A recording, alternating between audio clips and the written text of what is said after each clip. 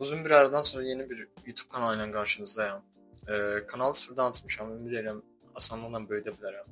Sıfırdan zirvəyə riyaziyyat öyrən adında bir kurs çıxartmışam. Kurs deməyək, hardasa belə 70-80 dənə video olacaq, yerləşdirəcəm. Dəstək məqsədi eləyirəm bunu ki, uşaqların çətin çəkdiyi məqamlar aradan qalxsın. Bizim məsələn hazırlığa gedə bilməyən dostlarımız var, abituriyentlərimiz var ki, onlar faydalana bilmir. Yəni deyim ki, öyrənə bilmir. Biz onlara ev şəraitində bunu sınlaşdırmağa çalışdıq. Ümid edirəm faydalı olar, ümid edirəm dəstək edilmiş ola bilərəm. Kanal da yenidir, kanal dəstək olsanız çox sevinərəm. Deməli biz sıfırdan zirvəyə riyaziyyat öyrənəcəyik. Burada mövzuları pillə-pillə qoymuşam, amma girişdə istəyirəm ki, bəzi şeyləri sizlərlə bölüşüm. Bölüşəcəyim məqamlar, bölüşəcəyim şeylər nədir? Deməli kursun məqsədini onsuz da bilərsiniz ki, yəni sıfırdan riyaziyyat öyrənməkdir bizim məqsədimiz. Çünki riyaziyyat bizdə gündəlik həyatda, imtahanlarda, gələcəkdə lazım olacaq. Bu səbəbdən də biz bu kursu çıxartmışıq ki, riyaziyyatımızı mükəmməlləşdirək. Kimlər üçün uyğundur? Riyaziyyatdan bazısı olmayan, yəni əsas bilgiləri olmayan, təməl mövzuları qarışdıran və bilgilərini möhkəmləndirmək istəyən hamı üçün kurs uyğundur. Kurs deməkdə, yəni bu necə deyim, dərs videoları hamısı uyğundur. Strukturumuz necədir? Sadədən mürəkkəbə doğru gedəcək. Yəni bilirik ki, bizdə sadə, natural ədədlər, mürəkkəbdə artıq toplumun ikinci bölməsi, limit, integral, ehtimal kimi mövzular var ki, biz ora doğru gedəcəyik. Praktiki tapşırıqlar kursun daxilində, yəni videoların daxilində praktiki tapşırıqlar yerləşdirməmişəm. Yəni belə slaydlar şəklində hazırlamışam mövzuları ki, daha necə deyim, cansıxıcı olmasın, daha asan olsun, daha rahat olsun ki, videoya asanlıqla baxa biləsiniz. Yəni praktiki tapşırıqlar yerləşdirməmişəm, amma burada mən mövzu danışdıqca toplunu açıb topludan da baxacaq suallara.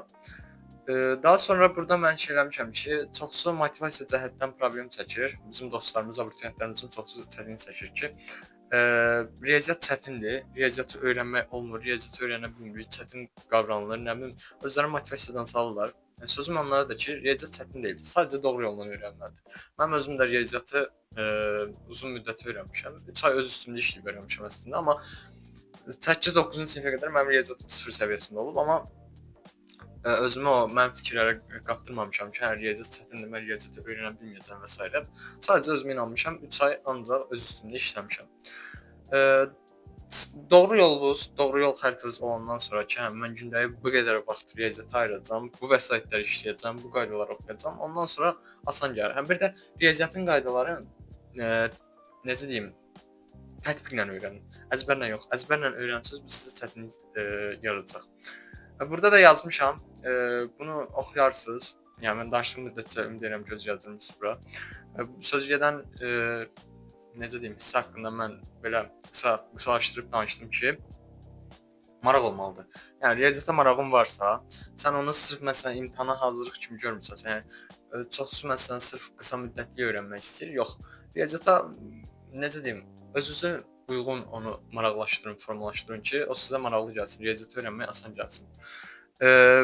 Daha sonra burada riyaziyyatı asan necə öyrənək onu yazmışam. Riyaziyyatı asan öyrənmək deyilən bir şey yoxdur. Yəni ümumiyyətlə bu baxır sizin potensialınıza. Yəni burada bizim 3 kateqoriyamız var. Mən bu 3 kateqoriya haqqında danışmışam ki, bu gün abituriyentlərin, bizim dostlarımızın çoxsu o barədə çətinlik çəkir.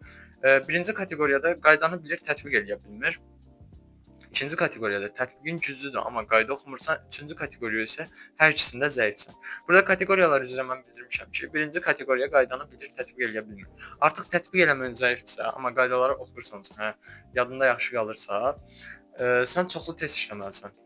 Əzbərin, nə bilim, oxumağın falan başına atıb, onlara necə deyim, fikir verməyib, sadəcə və sadəcə çoxlu test işləməlisən.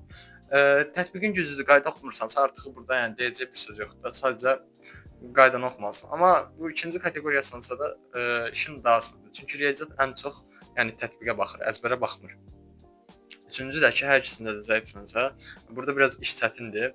Daha çox bizə vaxt lazımdır, daha çox üstünə düşmək lazımdır ki, riyaziyyatımızı qısa müddətdə istədiyimiz səviyyəyə çatdıraq. Bu gün artıq ayın 28-idir. Qarşıda məsələn 2 aylıq bir müddətimiz qalır ki, biz buraxılışa qədər riyaziyyatımızı istədiyimiz səviyyəyə çatdıraq. Bir dəqiqə qələm getdi. İstədiyimiz səviyyəyə çatdıraq. Daha sonra burada yazmışam, hazırsa kursa başlayabilirsiniz. Bundan sonra natural ədədlərin izahı gələcək. Keçib buradan natural ədədlərin izahına baxa bilərsiniz. Yəni dediyim kimi riyaziyyat çətin deyil. İndi burada bunları qeyd etmişəm. Bunları oxuyub sizi yormaq istəmirəm ki, video yorucu olmasın. Amma siz istəsəz videonu saxlayıb oxuya bilərsiniz. Məsləhətim odur ki, əgər riyaziyyat öyrənmək istəyiriksə, mütləq və mütləq disiplinimiz olmalıdır, motivasiyamız olmalıdır. İnsanlara qulaq asmamalıyıq. Onlar çünki motivasiyadan çalışır. Yəni özünüzə inanın, özünüzə güvənin ki, bacararsınız. Bir də düzgün yol xəritəsi olsun. Kim olduğunuzu bilin. Yəni mən hansı mövzunu bilmirəm, hansı mövzuda çətinliklərim olur və yaxud da ki, necə deyim, hansı mövzunu bilmirsənsə onun üstünə daha ciddi yanaş. Giriş haqqında deyəcəklərim bu qədərdir.